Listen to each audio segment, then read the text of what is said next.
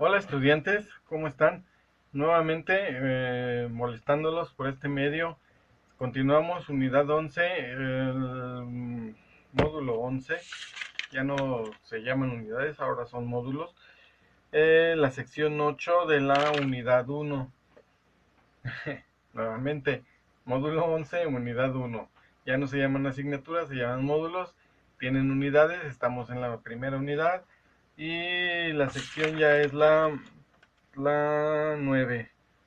América Latina, estamos ya con Argentina, ya pasamos Chile, ahora vamos a ver lo que es Argentina.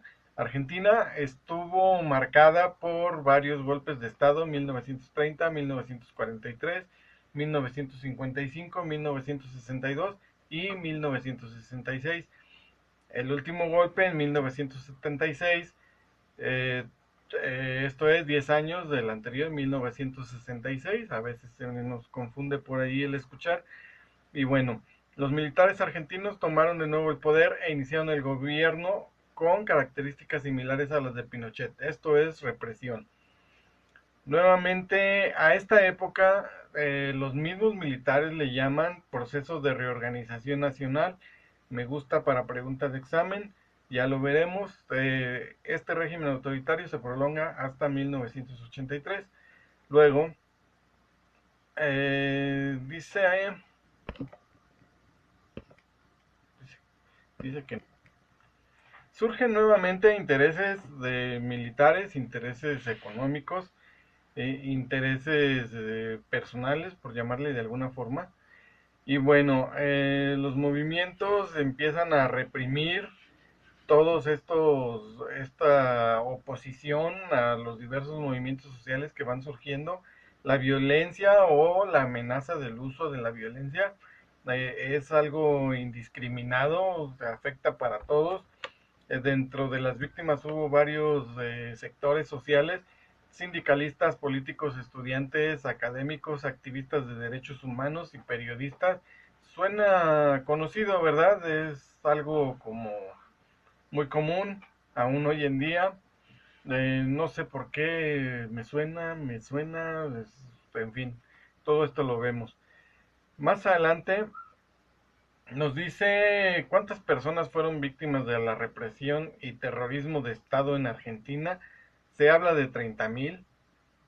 Algunos analistas hablan de 30.000. Ya me parece algo más sensato, algo más cercano a números reales. Ya no los 11, los 22, los 66 de los que hablábamos en países sudamericanos, en países asiáticos. Ya 30.000 suena como más verídico. Llega con ADEP, Comisión Nacional sobre la Desaparición de Personas.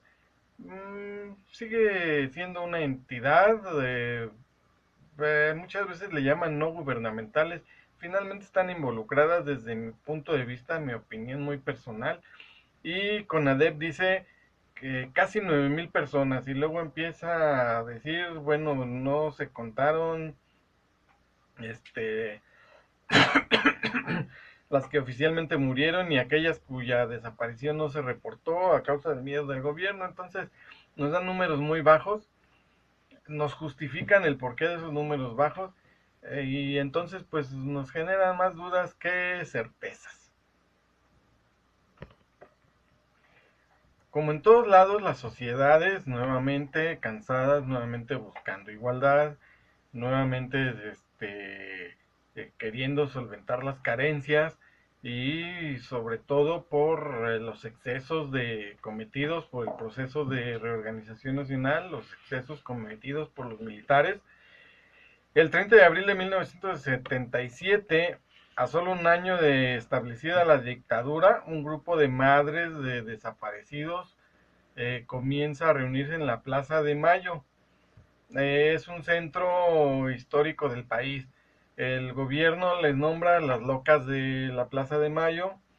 Eh, Otros del mundo en general las conoce como las madres de la Plaza de Mayo. La característica era que traían una pañoleta en la cabeza. eh, Todas ellas, una pañoleta blanca. Bien, luego estas madres sirven este grupo de madres sirven de ejemplo, sirven de aliciente y comienzan a organizarse otros grupos, uno de ellos, el Servicio de Paz y Justicia, cuyo director, Adolfo Pérez Esquivel, recibió el Premio Nobel de la Paz en 1980, creo que se pronuncia Nobel, el Premio Nobel de la Paz. Regularmente todo lo mencionamos como Nobel, habría que investigarlo, de esto de la pronunciación. Ahora bien, los sindicatos argentinos habían sido tradicionalmente fuertes, pero sus militantes estuvieron entre las principales víctimas de violencia. Aún así, en 1979 los sindicatos logran organizarse para crear la Coordinadora Única de Trabajadores Argentinos, CUTA lo abrevian, Coordinadora Única de Trabajadores Argentinos. Ya ven esta modita, esta necesidad de crear, ¿cómo se llaman? Acrónimos, que es esta abreviatura, estas palabras nuevas formadas a raíz de las iniciales del nombre completo. Poco a poco los sindicatos fueron retomando protagonismo hasta que organizaron dos huelgas generales, 1979-1981, y marchas multitudinarias en demanda de paz, pan y trabajo en noviembre de 1981.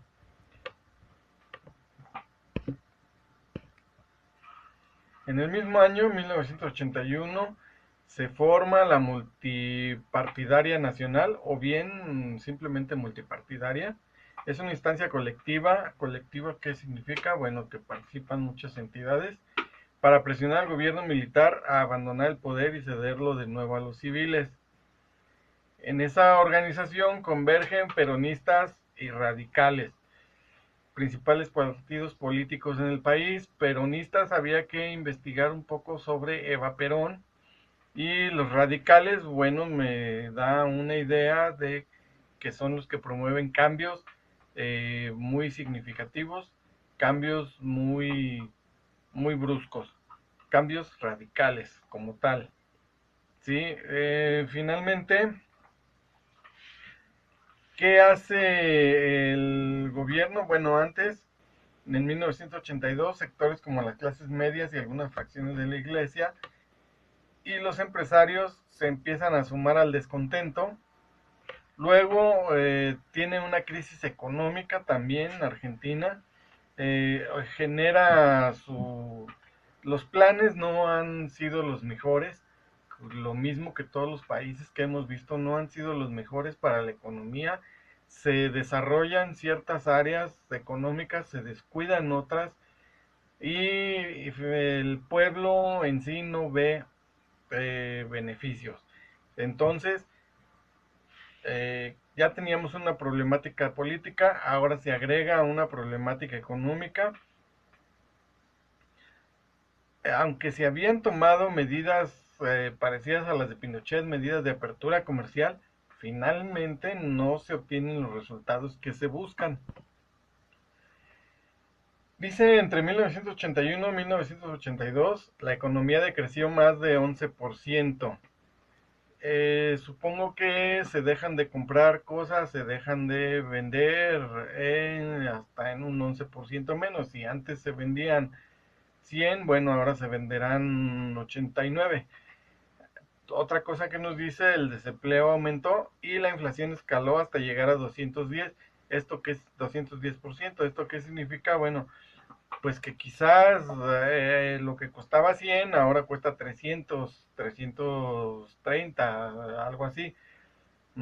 Esto sería el aumento de la inflación, que las cosas aumentan un 210%. Para entonces Argentina ya era el tercer país más endeudado del mundo después de Brasil y México.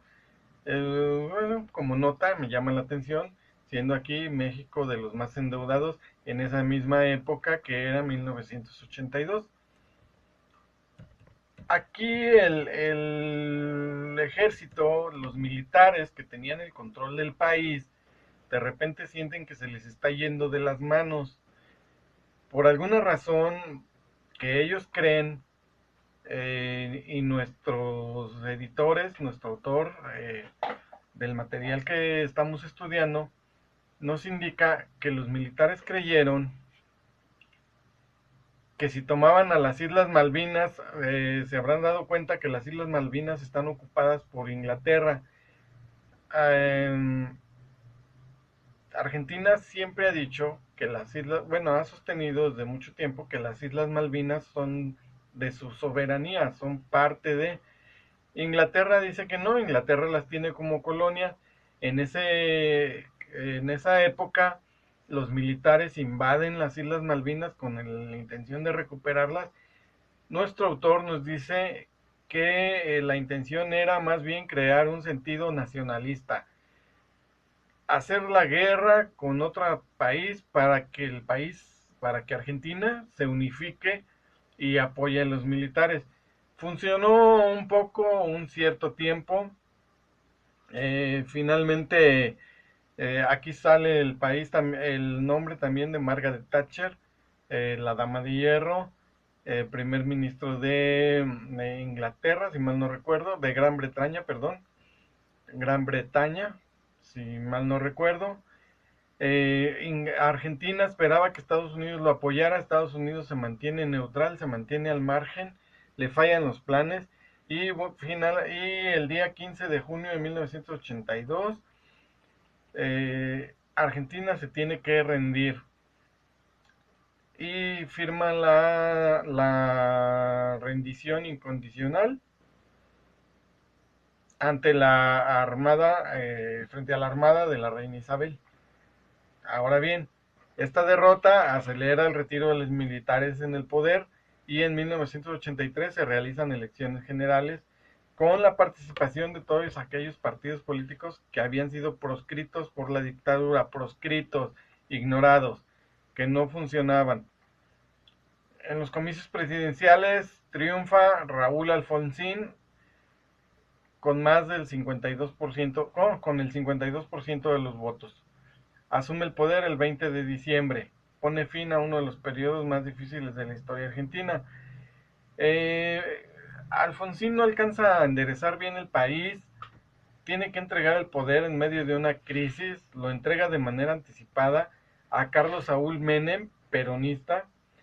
Menem gobierna por 2 periodos consecutivos y posteriormente Fernando de la Rúa le sucede desde 1999 a 2001.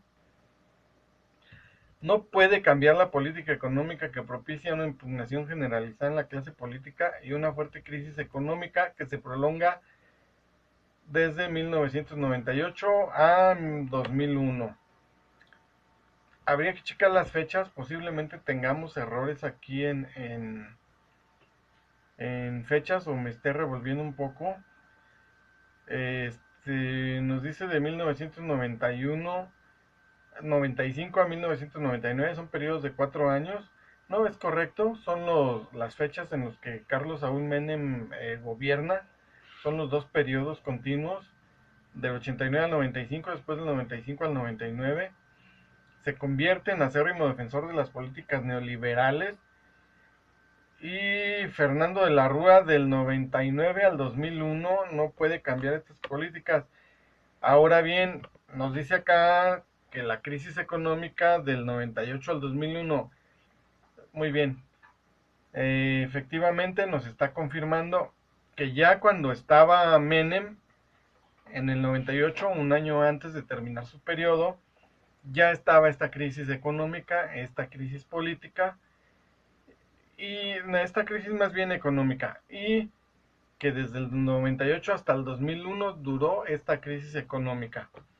Luego, después de una inestabilidad política, la democracia argentina habría de girar hacia la izquierda con gobiernos progresistas de Néstor Kirchner y su esposa Cristina Fernández. Aquí termina lo de Argentina, un breve resumen. Eh, Pónganse al tiro con las fechas, traten de entender más o menos, o de entender más que menos, de entender bien su texto. De repente aquí me revuelvo. Ustedes, por supuesto, pues igual se van a revolver. Si no lo hacen, si no se revuelven, pues qué bueno, muchas felicidades.